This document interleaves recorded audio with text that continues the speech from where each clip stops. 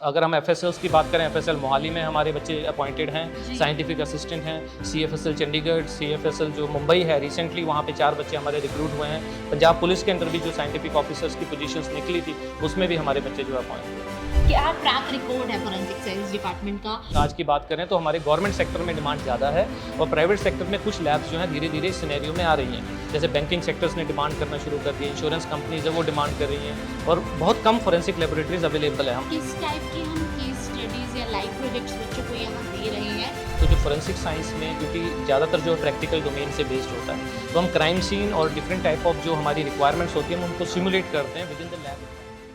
Welcome to a world where science meets investigation and truth is uncovered by evidence. Here we are at Chandigarh University Institute of Allied Health Sciences, Forensic Department.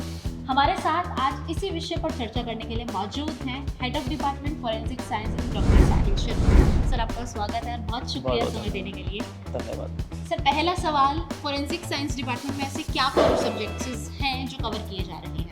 Ma'am, forensic science एक applied field है जिसका आज की दुनिया में जितनी भी sciences हैं उनको यूज़ करके हम जो फोरेंसिक साइंस करते हैं। तो फोरेंसिक साइंस के अगर हम कोर सब्जेक्ट की बात करते हैं मैम, तो उसके अंदर जो पुराने टाइम पे जो रिक्वायरमेंट्स थी, करंट सिनेरियो में जो रिक्वायरमेंट है और आने वाले टाइम में जो हमारी रिक्वायरमेंट्स हैं क्राइम सीन इन्वेस्टिगेशन को लेके, उन सारे करवाते हैं। जिसमें हमारे पास हैंड राइटिंग एग्जामिनेशन रहता है, फिंगरप्रिंट एग्जामिनेशन है मैम, फॉरेंसिक बायोलॉजी आता है जिसमें खून और ये सारी चीज़ें एग्जामिनेशन करना बताते हैं, पॉइजन्स के रिलेटेड फॉरेंसिक टॉक्सिकोलॉजी आती है, साइबर फॉरेंसिक जो कि करंट सिनेरियो में बहुत बड़ा एक कह सकते हैं क्राइम है, राइट। तो उसके बारे में भी हम बच्चों को सिखाते हैं और उसकी इन्वेस्टिगेशन कैसे करनी है उस पर ज़्यादा फोकस किया जाता है। और किस टाइप की हम केस स्टडीज या लाइव प्रोजेक्ट्स बच्चों को यहाँ दे रहे हैं ताकि जब रियल वर्ल्ड में जाएं तो वो सब चीज़ें वो पहले कर चुके हों, मतलब प्रैक्टिकलिटी करने में इतनी कठिनाई उनको ना आए?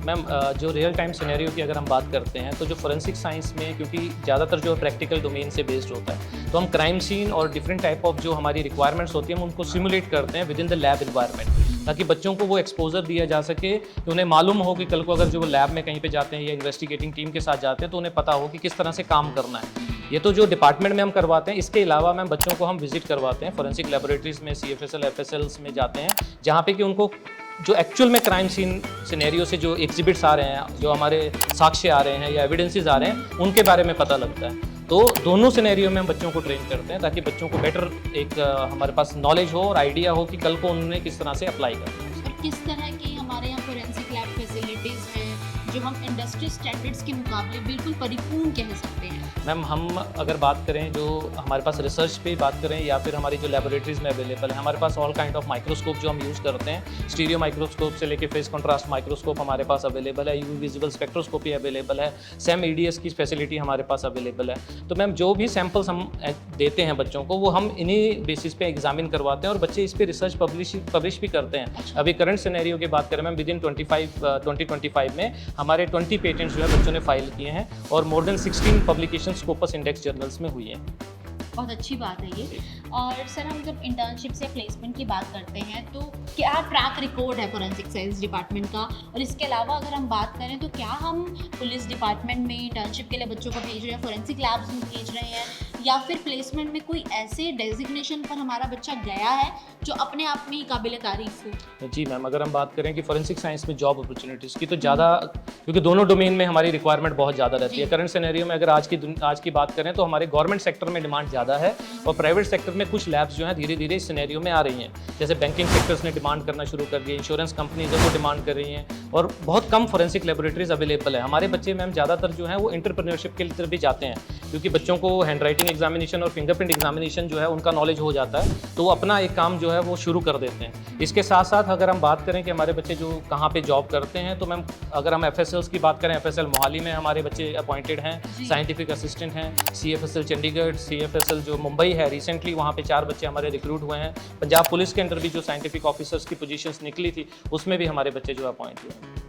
कहीं ना कहीं ये बहुत काबिल तारीफ है आपके लिए, डिपार्टमेंट के लिए।